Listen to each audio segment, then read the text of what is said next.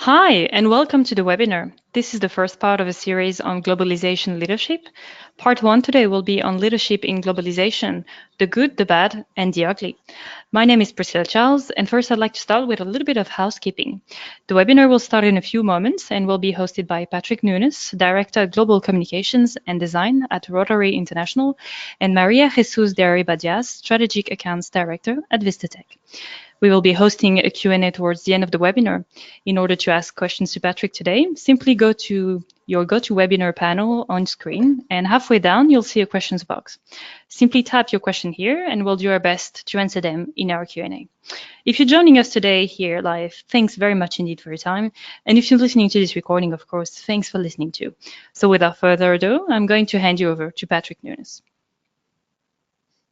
Thank you very much, Priscilla. Hello, everybody. It's María Jesús de Arriba Díaz from Vistatec. Many thanks to all of you for joining us today for this first part of our Globalization Leadership webinar series. This is an area that both our guest speaker and I are really passionate about, and I am very, very excited to bring this session to you today. Just before we get started and I introduce you to Patrick, I'd like to say a few words about Vistatec. We have been providing global content services for organizations worldwide since 1997, and we have built a reputation on business and technology solutions that accelerate global commercial success. We understand what it takes to be successful on a global scale and how organizations leverage their products, their services, communications, and commercial content to create compelling outcomes for their own customers. Personally, as Director of Strategic Accounts here at Vistatec, I work directly with some of the world's leading brands and organizations, supporting them on their global journey. I equally thrive in my roles as Development Director for the Think Global Forum and EMEA Geo Manager with Women in Localization. And now I'd like to introduce you to our fantastic guest, Patrick Nunes. Patrick, thank you so much for joining us today. Thank you, Maria. It's a pleasure to be here. Thank you for having me. So for those of you who don't know Patrick, though I'm sure there aren't that many in our audience, he is a localization veteran with over 20 years experience in leading cross-cultural teams, and he's currently Director of Global Communications and Design at Rotary International in Evanston, Illinois. He is experienced in local and international staff and volunteer engagement, and he has had the opportunity to contribute to many different business environments and areas. His greatest professional passion is to be leading or involved in global communications initiatives and strategies, with particular focus on quality and highly productive and effective results. Patrick defines himself as an inclusionist, a visionary, and extremely curious, and he believes in the constant need for all of us to keep evolving and reinventing how we do things. I recently learned that Patrick speaks 6 languages, one of them being Hindi, a language that he learned when he was volunteering in India. He is a recognized thought leader and contributor to the globalization industry, and one of the most recent examples of his contributions has been as a member of the program committee of the extremely successful Gala 2019 conference in Munich just 2 weeks ago. And he's also a prominent speaker at numerous industry events, and I'm sure many of you have heard him speak before. So I'm absolutely thrilled, and it's an absolute pleasure to be joined by Patrick today for our first webinar of this new Globalization Leadership series. And now I'm going to hand you over to our terrific guest speaker. Over to you, Patrick. Thank you so much, Maria. Thank you for the great introduction. It's really a pleasure to be here. And as you mentioned, this is really a very, very important topic that is very close to my heart, which is about leadership every day. And I think one of the first things that comes to my mind when I think of leadership is that it really starts with you, right? So I like this quote very much by Michael Jordan, who says, like, you have to earn your leadership every day. And I think it's a journey that we all live. We all live and breathe these every day. And actually, one aspect of leadership is that many people think that leadership is tied to a title or a position. And I believe that everybody, no matter in what position you hold, officially in any organization, you have the opportunity to exercise and earn your leadership and grow as a leader where you stand. So that's basically my initial thoughts, is that like leadership really starts with each one of us. Excellent. I fully agree. Patrick, you have led over the past couple of years an extraordinary transformation of the global communications team at Rotary. Could you tell us a little bit about this particular leadership journey? Yeah, absolutely. Yeah, before I had my current position here at Rotary, a few years ago, I had the privilege to hold the position of manager of global communications, and it was very important for me. I had been at Rotary for quite a few years, and I had heard a lot of pain points from the team, which back then was called language services. And in a conversation with our chief communications officer, he asked me, what would I do differently? And we had a full conversation about it. And basically, we had the to work in transforming the approach of the team from really being at the end of the cycle to be more strategic in terms of global communications overall, expanding the scope of what they did, not only in localization, but also in creating original content, aligning content with original magazines around the world, and really being at the table and having a voice from a global perspective in major projects of Rotary International. So that, of course, that journey really, made me think and rethink a lot of aspects of leadership for myself and others in the team.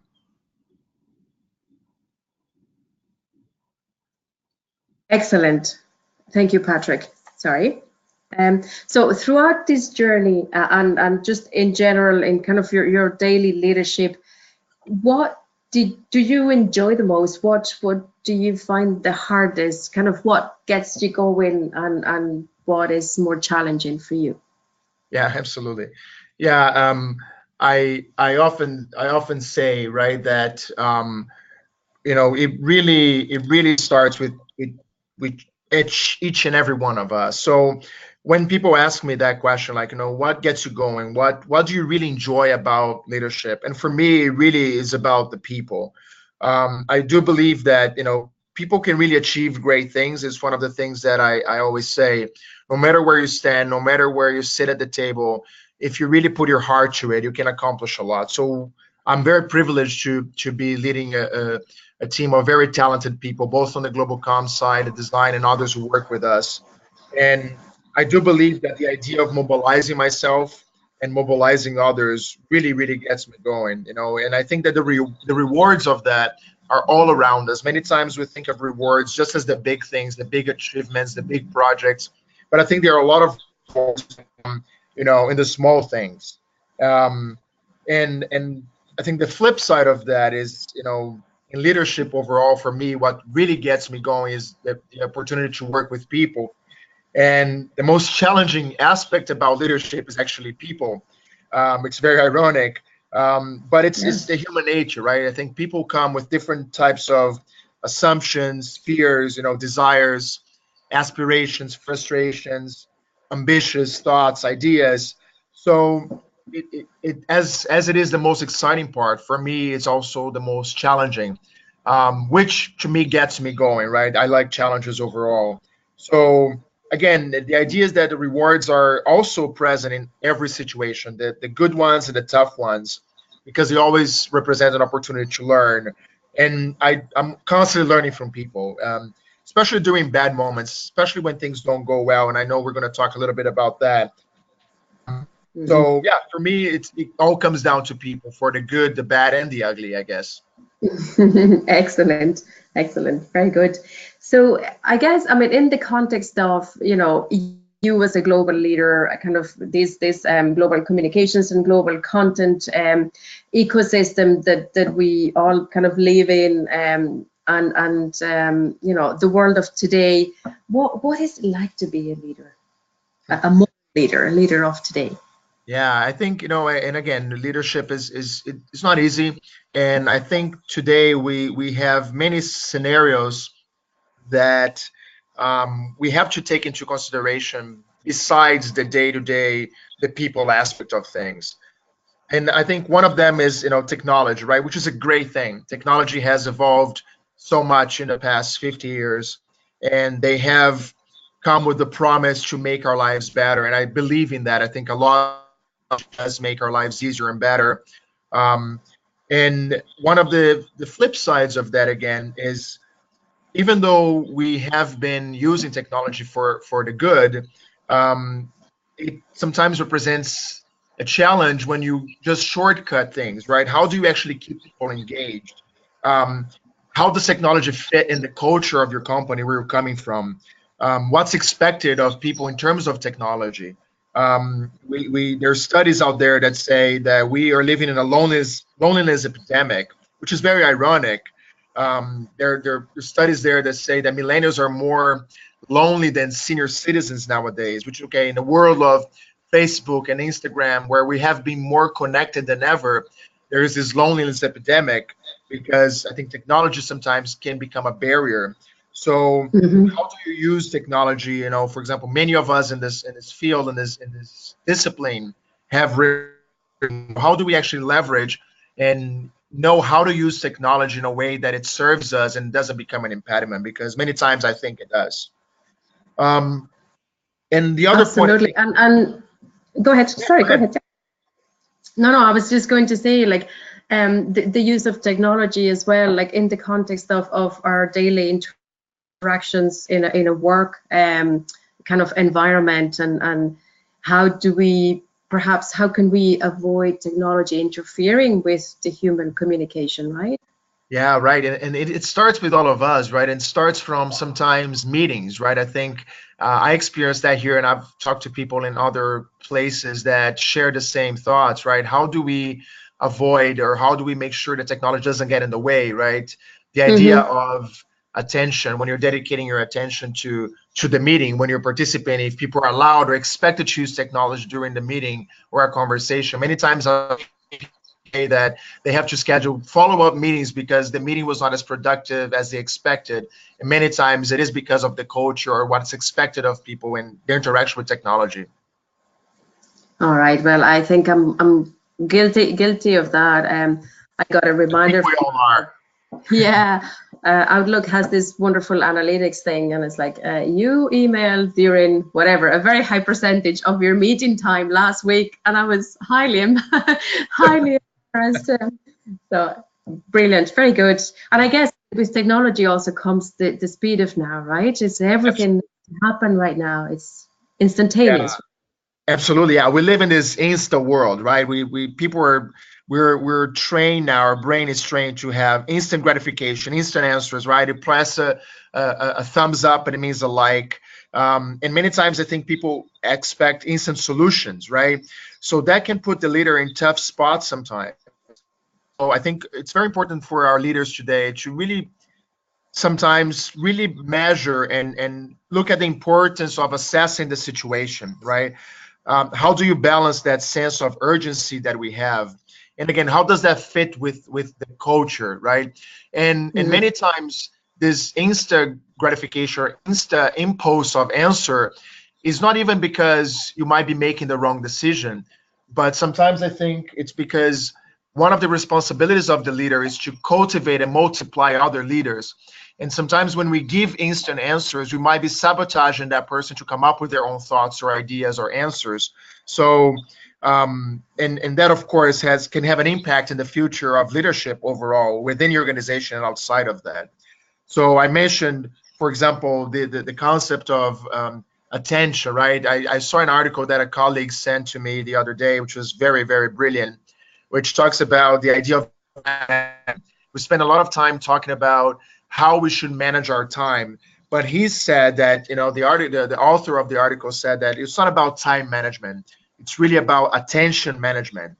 Microsoft came with this study some years ago, that's talked about the attention span of human beings, and now they say that we are only 1 second shorter than a goldfish, and used to be higher, but now we're just 1 second shorter than that, which is 8 seconds for us, 9 seconds for the goldfish.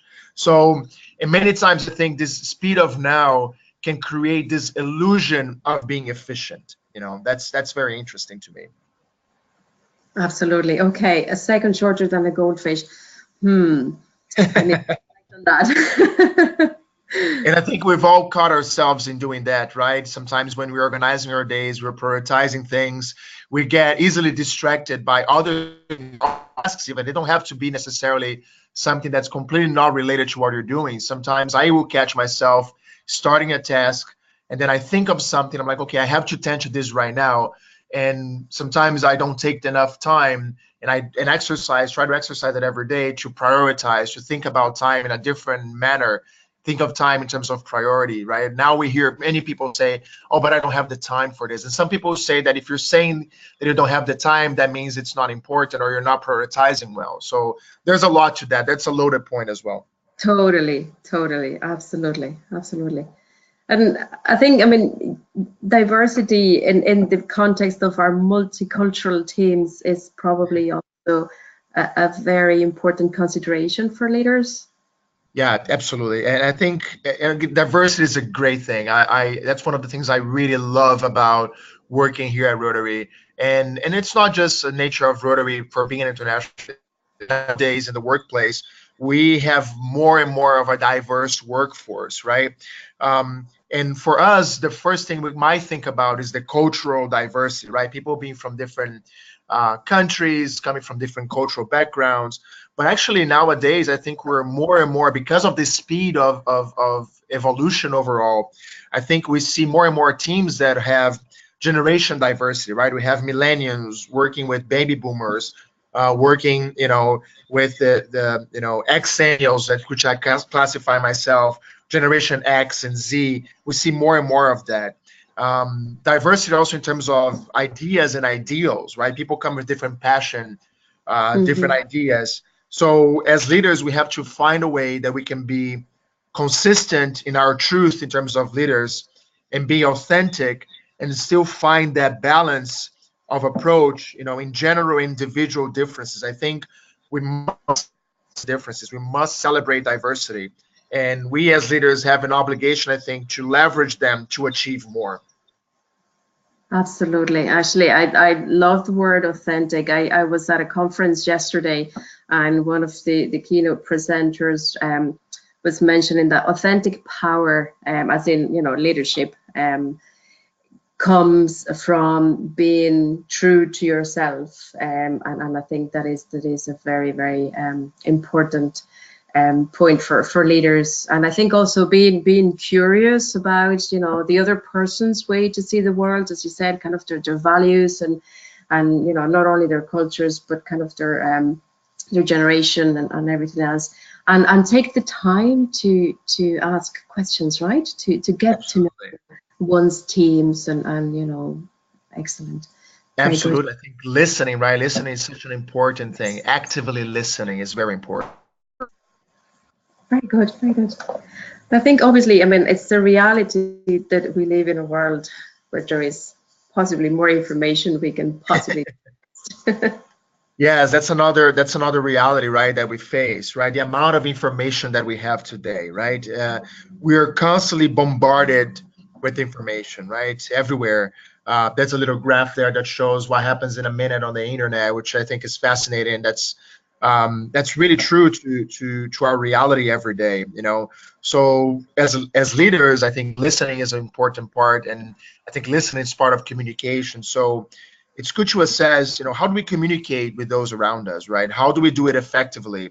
And how do you cut through the noise of making sure that your message, priorities are heard, that people hear exactly what you mean? How do you go back and verify that people are hearing what you intend? You validate that, you allow for people to ask questions, to create that when there's room for people to really ask and truly understand what the ask is or what the expectation is, whatever the case may be. Yeah, I have to confess that infographic makes me dizzy. I just look at it and it's like, wow, my head spins. Yeah, it's fascinating. It's really fascinating. And I think another aspect of the day, and I think you just touched on that, Maria, I think it's great, which is this idea of the next big thing, right? I think it comes with this amount of information. We live in a world today, there's a new trend for everything out there, right? There's always a new diet, a new workout plan, a new top 10 things of how to do something, which is one way that people found to cut through that noise. Or if I give people these 10 tips, they're gonna read my content, they're gonna consume my content. And that's a strategy that works. And I think a lot of that is valid.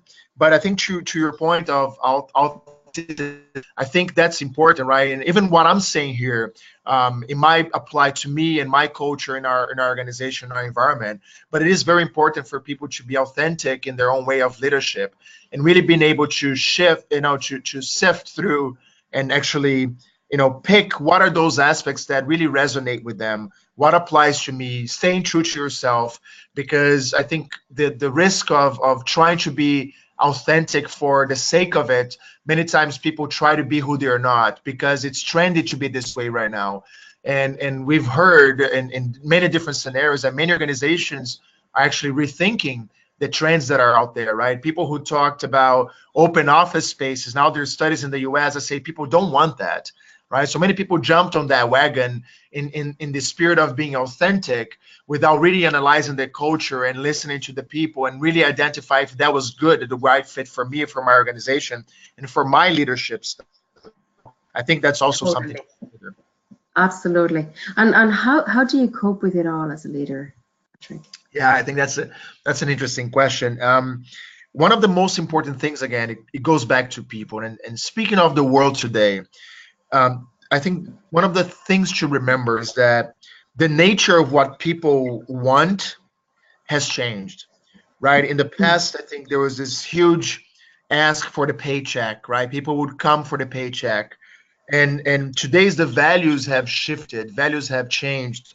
And I think for me, to cope with it all is try to keep in mind some core values in terms of what people want, which is like, the sense of trust. Trust is extremely important, especially in the world today when we live in the world of fake news or what's right, what's wrong. How do you establish trust? This idea that people want purpose, right? What's the sense of meaning that they have? The important thing, I think, is the sense of belonging. People want to belong to something bigger. They want to understand the purpose. They want to create, I think it was Steve Jobs who said, create a dent in the universe, right? A lot of people want that. And That's as right. crazy it might sound, what's the sense of happiness that people have, right? What's the idea of happiness in the workplace? So I think those are ways that are exercised every day to try to cope with it all. Fantastic. I'm sure the audience is nodding to some and making notes about the others. So Patrick, we've looked at some of the good and what kind of gets you going and how to kind of get the best out of those that we lead. And we've looked at some of the more challenging. But what about those really kind of ugly moments that inevitably leaders are faced with on a daily basis? Yeah, and absolutely. There's a lot of good and definitely there's a lot of bad, right? Because it's part of human nature, right? It's part of our day-to-day to think about when things go wrong, right? And things go wrong every day. It's inevitable, right? Every day in our businesses, deadlines are missed, customers will get angry, systems will break down.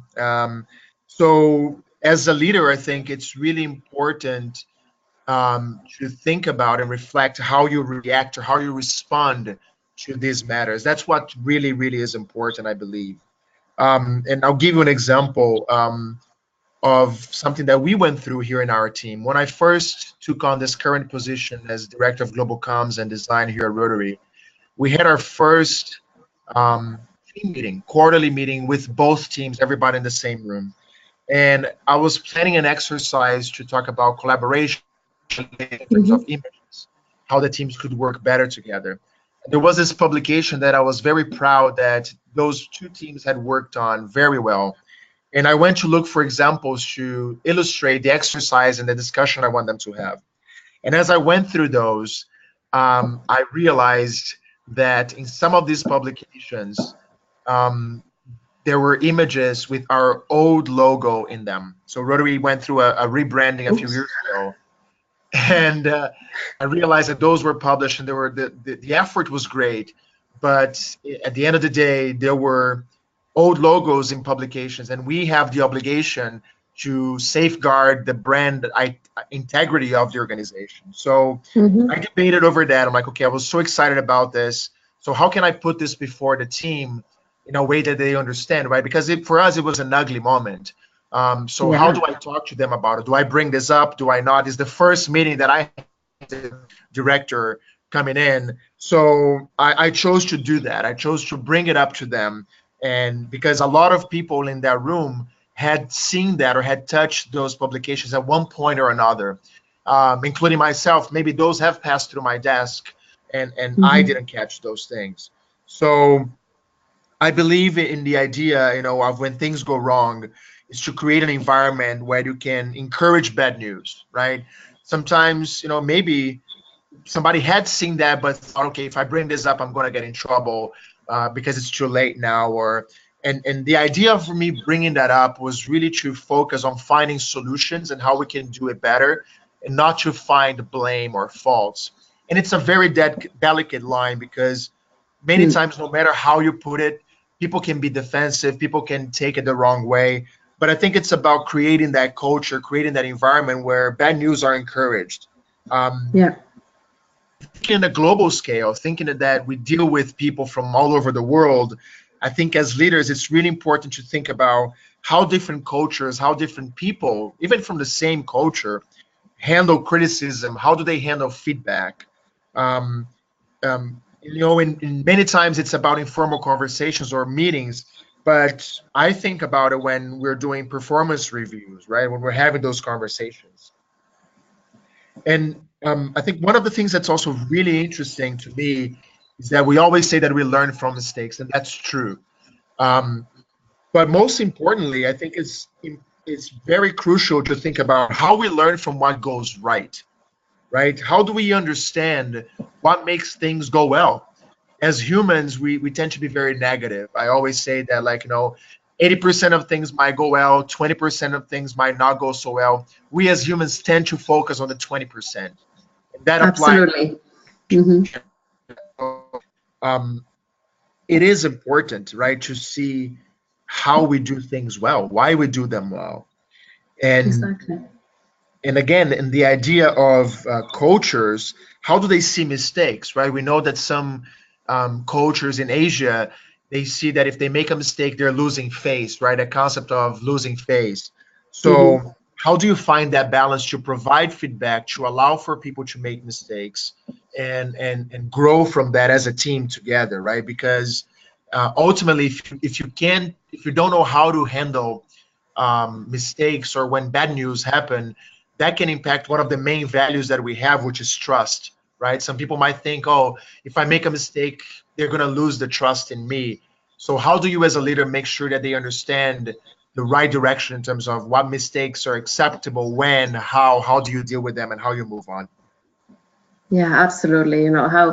How you react to mistakes yourself as a leader. I think it is probably one of the core responsibilities of a leader is to create that safe environment that you're talking about, where people feel it's okay to make a mistake, and at the same time they feel empowered to be part of the solution to resolve that mistake, right? That is correct. That is correct. And I think that's also important for them to feel safe that, sometimes people say, well, you have to bring me the solution. And sometimes, no, sometimes they have to bring you the problem. And you as a leader have the responsibility to work with them to find the solution. Exactly. Absolutely. And so I think what one is, we agree, is a core responsibility that leaders have. In your opinion, what are some of the other core responsibilities that you as a leader, and I guess any kind of modern leader has in the context of kind of our discipline specifically? Some basic responsibilities of the leaders. I think we have to remember that we really set the tone, right? So speaking of technology and the world of today, and speaking of being guilty of some of those things, What are the examples you're giving, right? How are you setting the tone, not only by communicating in the right tone, but the examples you're giving in your own behaviors, right? If I tell the team that, let's avoid technology in our meetings, and then I'm on my phone, I'm setting the wrong tone, right? I'm saying one thing and doing something else. Of course, as we all know, we set the goals, but in that one, it really varies from case to case, right? So what types of goals are you setting, right? Are they too easy? Are they clear? I don't believe in setting easy goals. Personally, that's what works for me. But in Mhm. terms of setting the goals, do you involve others? It doesn't mean that the leaders has always to do to set goals on their own. So how do people react if you do that, right? Do they see that's authoritarian? Do they see that it's coming from the top? Do they have a voice? So when I say set the goals, it's basically identifying how goals are set in a way. We shape the culture. That to me is fundamental. It's about the values, right? And that really starts with hiring people, because the culture makes the organism, and everything that applies, everything that's around us, really fits or doesn't fit with the culture we are creating or the culture of the organization overall. So how do you measure that, right? Because the organization as an organism has its own culture, and teams have their own culture, right? Types of behaviors. And we as leaders have the responsibility to make sure we're aligning those and making sure that we're creating the culture that allow for people to thrive and to grow. And that's completely tied to creating habits, right? Because habits really help shape the culture. I heard before that's nearly impossible to eliminate bad habits, but it's easier to replace them with good habits, right? So, what habits are we fostering as leaders? What are the habits that we ourselves have, right? Um, how do people from different backgrounds see values, see habits? How do they see personal values? How do they react to all these things, right? Absolutely. No, I couldn't agree more. And I think replacing bad habits with good habits, it's way far easier than trying to eliminate them. So Patrick, if you had to choose one piece of advice to give our audience today, what would that be? Uh, yeah, I think of leadership as being hard, right? Leadership is not easy. And I think it's very important for us to, in order to be good leaders, to be great leaders, to become resilient. Because again, leadership is not easy. And we know that, again, I mentioned that many people can exercise leadership no matter what position they are. But if you think about that aspect for this moment, for the sake of this slide, I would say to think about how people become leaders, right? Sometimes, many times, people become, I'll use the word managers, people become managers, or they Mhm. come in positions of leadership or official, traditional position of leadership because they were very good at what they're doing before, right? I'm very good at nailing this nail on the wall. I'm really good. I'm really fast. So because that was noticed, now I become the manager of everybody who, has to get that nail on the wall, right? So many times that happens, which is fine, which is part of the culture I think that we have as a society overall. But the reality of that comes to it is that some people are excited about that. Have a hard time decoupling or detaching from that task that they were really good at, because with leadership or with management positions other responsibilities will come. And the reality is that many people don't like leading other people. They don't like managing, right? Which puts us in a negative mindset. So I think it's really important to be resilient about that, to really create those exercises, and that mind frame of negativity sometimes happens without even noticing. We don't even notice that. And in order to become resilient, I think it's really important to think of the small steps, right? What's the higher process? What's the culture? What are examples? What are the habits? What's the onboarding process if somebody is new? What's that day to day? So it's really on the small steps, and I think communication is very key, right? What's how to establish clear communication? How do you set expectations? And most importantly, part of becoming a resilient leader, I think, is to understand what others expect of you. I think it's also symptomatic of society from the traditional ways that we dealt with company cultures, that we expect a lot from those, who report to us. But as leaders, to become resilient, you really need to know what expectations people have.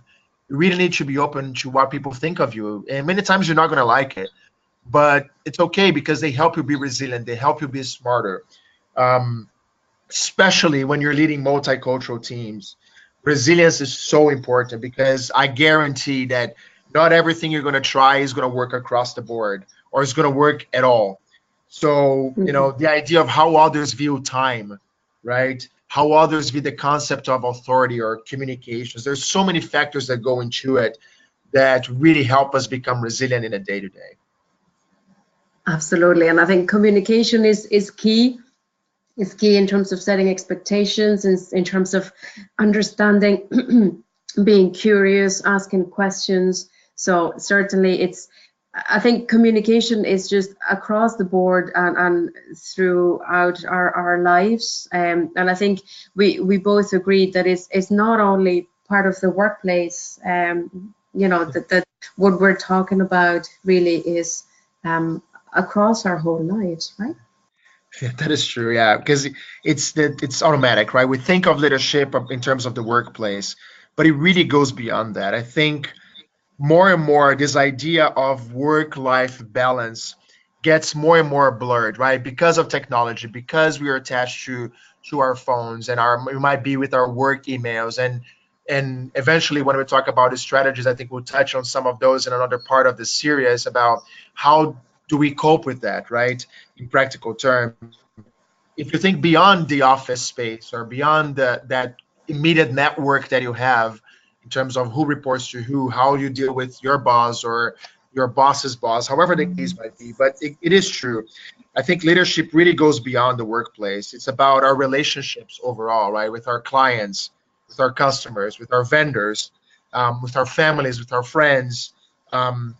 Basically, I ask myself that, how do you manage those personal interactions? How do you manage those connections in the face of technology, in the face of value and culture, setting the tone? What are your expectations of one another? How do you deal with mistakes, right? When you make a mistake outside of your workspace, how do you expect others making mistakes? Those are all chances that we have to exercise and learn, in terms of leadership. And many people, I've heard that before, like people say, what you see is what you get. What you see outside of work is what you see me at work. I'm this one thing, and that might be the case, right? But many people actually are the opposite. They have, their personas at work, and they have a different persona at their personal lives. So I ask people that, right? What is it for you? Is it different? Is it the same? Where do they overlap in that, Venn diagram? Where do they meet? Where do we carry things from one aspect to the other? Where do they blur? And all those aspects, I think, are very important. Yeah, absolutely. And actually, something that I have seen works well. It works for me as well. I'm not one of those people who has kind of split personality between work and outside of work. So, I do tend to use kind of my inner circle, my close friends or kind of close family I use them as a sounding board, right? And I ask them honest questions about how do I kind of react to mistakes, or how I give feedback, and things like that. And sometimes I even use them as guinea pigs, just to try things out. So I think it's a good, for me at least, it's a good mechanism, to kind of help us shape and even better understand ourselves. Perhaps we think that we, react in a way, but the way that we communicate, even non-verbally, when something goes wrong, it might be given a different sense to the person on the other side. So I think we could talk about this for the whole rest of the day, Patrick. Can I ask you any final thoughts you'd like to share with our audience today, Patrick? Yeah, absolutely. I think I will go back. I'll make reference to that quote about earning your leadership every day, right? We earn our leadership, the way we hear feedback, the way we implement change, or the way we put forward a strategy. Those are all opportunities that we have. Our day-to-day conversations with people. We have to make sure that we're earning our leadership. But I think, you know, in a play of words of that sentence, I was just thinking about it the other day, and I'm like, okay, what's the one message that I can leave with people? It's really about the idea that besides earning your leadership every day, I think we all have the opportunity to really learn our leadership every day, right? It's not about just earning it, but learning it. And note that I don't say, you know, learn leadership every day, because it's about learning, against your point, Maria. It's about learning your leadership every day. What makes sense to you? What makes sense to your organization? And with that, it's really, really important to be self-aware. Those, you know, soft skills that we don't get through empathy, self-awareness. Um, you know, I've seen examples in the past interviewing people for leadership positions, and I'll never forget this one instance that I was interviewing somebody. It was for a position not in my team, but, you know, again, it's about the culture. And I was asking the person who's going to come in this leadership role about her global experiences, right? Because we're a global organization. And this person answer was like, well, those Martians, you know, those folks from Mars, they are this and this and that. Oh, And and again, we're all entitled to have our ideas, but it's important to be self-aware, right? It's one thing if you tell me, no, some of the things that I learned when I was working with people from X country was this and this and this, right? But when you say those, this and this and this, it's again, it's in between the lines. This person probably meant well, but it came across with something that doesn't fit the culture that we have here, because it was a red flag to me, right? So it is important to be self-aware, and I think as leaders, I think it's also very important to be aware of the difference between perceptions, observations, and assumptions. We have to be very careful with assumptions we make, right? Um, and with all that, because it's hard, it's very important also to not be too hard on yourself, right? It's finding that balance. And one of the most important things, because I believe in being a resilient leader, is the importance of self-care. We many times are in positions of leadership that we talk about taking care of others, which is of course extremely important. But we cannot forget, especially in the world that we live today, that we have to allow time for self-care, because self-care also teaches how to in our own leadership, how to grow as human beings, and it gives us this idea that leadership is the ability to multiply, right? Because at the end of the day, we as humans, we all have the good, the bad, and the ugly. Because of that, because we're human, that comes with true. it. So I would tell people, you know, don't be afraid to learn. Don't be afraid to learn what your good and bad and ugly are. You know, don't be afraid of that. Don't be too hard on yourself, because we are constantly learning. We have the opportunity with everything around us to keep learning and keep growing our own leadership roles. Absolutely. I love to see, or I love seeing that you're of the same school of thought as I am, that leaders are not born, that they're made. So, I mean, obviously, some traits are kind of innate in leaders, but there's a lot of learning that can be done to become a great leader. And is that, again, it's your leadership, right? There are different styles of leadership. I was at a panel not too long ago, and somebody asked me the idea of authority, right? What I thought about authority, and my answer was that authority works in certain types of environment because the culture allows that and needs that, right? If you think of, you know, the military, the army, the aspect of authority has a stronger voice there. So a lot of innate or born characteristics might apply to different kinds of leadership. It's really about finding out what type of leader you want to be or you are today, and then do that self-check of what you can learn from there. Awesome. Awesome. Patrick, thank you so very, very much for such a fascinating exploration of the good, the bad, and the ugly in terms of being a leader in the globalization world and in kind of in today's reality. Before I hand it back to Simon for questions from our audience, I'd just like to remind everybody to stay tuned for the date announcement for part 2 of our Globalization Leadership series, which will focus on change management, and when we will dive into some real life case studies. So stay tuned, and we will announce the date very soon. And now over to Priscilla, actually, for questions from our audience. Thanks, Maria, and thank you so much, Patrick. That was a great presentation. We do have a number of questions for you. The first question is, you talk about learning your leadership every day. So what are your techniques and tools to achieve this? For instance, maybe podcast, any reading materials, etc. Yeah, absolutely. Yeah, for me, it's I think one of the first step is really learning from your surroundings, right? Learning from those around you, at work or wherever you are interacting with people. And yeah, I'm known for being a podcast. I love podcasts out there, and again, I vary from different types of topics and different, even if they have nothing to do with my day to day, because I learn from different aspects and I hear different perspectives. Because again, it's about what resonates with me. Not everything that's out there, it's impossible. Back to the idea of overload of information is going to be applied. But that's one thing I do. I read a lot of books. I read articles. I observe others. I do that a lot. I observe how others exercise their leadership for different reasons, for seeing what I can learn from them, what I can learn, what to do, try or not to do. Because again, we all have the good, the bad, and the ugly. It's only natural. I have those myself.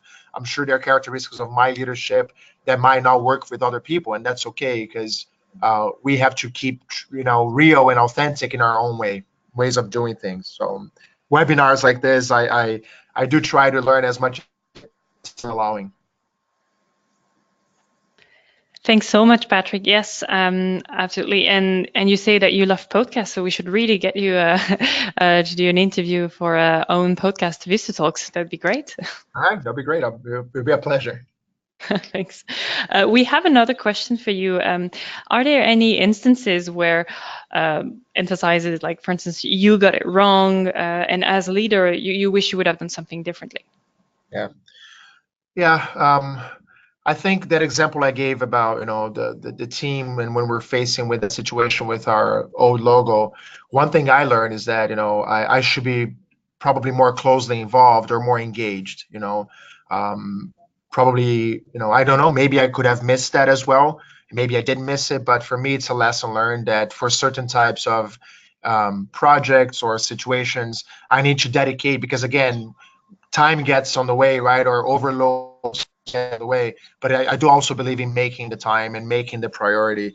That's one thing. And sometimes, don't get me wrong, again, it's the day to day, right? Sometimes I'll leave meetings and I'll reflect, right? I say, well, I think I was too harsh on this or too harsh on that. I've heard feedback that I'm from Brazil originally, and I've heard feedback in the past that sometimes I come across very aggressive, and it's because I'm very passionate. So it's something that I'm constantly checking with myself. It's like this idea of passion when people don't see demanding. Because sometimes there are fine lines between those. So there were instances when I had interactions with people that I'm being very passionate about, that I'm being very demanding in the circumstances. But again, it's important to read the room and read how others are reacting to it, and keep in mind the different personalities. So there were a few situations when I reflected and I thought to myself that I could have handled it differently, and I try my best to do it. So when the next opportunity comes around, and I'm not also afraid to go back to that situation and say, hey, maybe it was not the right way to do it, because I think that's also important for people to build that trust, right? I think one of the characteristics of the leader is the ability to be vulnerable, and let others know that you make mistakes, and it's okay, because if you want to foster that environment, you have to start from your own mistakes, your own examples. Absolutely, and thank you for that, Patrick. I have one more question for you.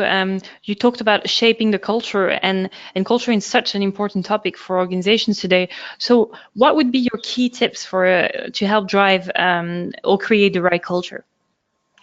I think one of the first things that you can do if you're going through that process to identifying what the culture should be or to shift or shape the culture, I think one of the things that's important to me is to listen. When I've been in situations when I was, naturally tasked or organically or not, to adjust or shift the culture, one of the first things that I did was to go on a listening tour, to understand from each individual who's part of that organism, their thoughts, what they think, because people, again, have different perceptions, ideas, they see things differently. I think the first step is to get an assessment of how people perceive the current culture. That's one of the most important things. And then work with them and also take those opportunities to identify what they expect the culture to be. And then you have to work through aligning what's the culture of the organization, what aspects actually fit, because one of the responsibilities of the leader is to be able to adjust and align, right? Does that, because especially if you have large teams, because everybody's going to have different asks of what the culture should be. So the role of the leader is to identify and align what fits into the culture of the organization, what fits with the culture that you need to create in order to achieve results, in order to align and support the strategy. And because you're dealing with people, many times you're going to have to say no to certain aspects of culture that people might be wanting to have.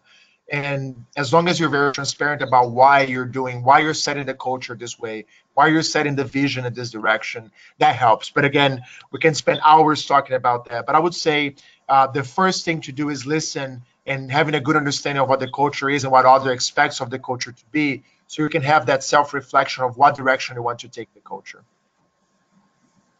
Thank you so much, Patrick. And if I can just add, Priscilla, I think, yes, Patrick, our plan is to also cover winning strategies at some point throughout our series on globalization leadership. So we will certainly dive into culture and building, culture and influence in company culture as part of that as well. So I think it's certainly a topic that is, very, very relevant and very important to all of us. So we'll make a note. thanks, Maria. And if we didn't get an opportunity, of course, to answer your question today, we'll endeavor to answer all of your questions after the webinar. So, so stay tuned. And now I think I'll hand you over to Maria for a quick summary before we close. Thank you, Priscilla. And once again, a huge thank you to Patrick for joining us today. It's been an absolute pleasure and an honor. And thank you also to all of you for joining us today, for taking the time or indeed listening to the recording if you couldn't make the live webinar. As I said earlier, stay tuned for date for part 2 of this globalization leadership series. Yeah, thanks again to Patrick. Thank you very much. Oh, thank you. Thank you very much. It was a pleasure. Again, it's a topic that's very close to my heart. I look forward to part 2 and part 3. And thank you to all of those who have been engaged with us live or who are listening to the recording when this is made available. So again, thank you so much for the opportunity. People can feel free to reach out to me via email or my LinkedIn or Twitter, and I'll be glad to keep the conversation going, because I'm very curious, and I'm always searching for how people are doing things differently so I can learn from them in the day-to-day. So I really appreciate that. Thanks, Patrick. Thanks, Maria. So, of course, if you wanna go back and listen to this recording, it'll be available very soon on Vistatec.com on the website. And thanks again for both of you for such an insightful discussion. Thank you, everybody. This webinar has now come to a close. Thank you. Thank you.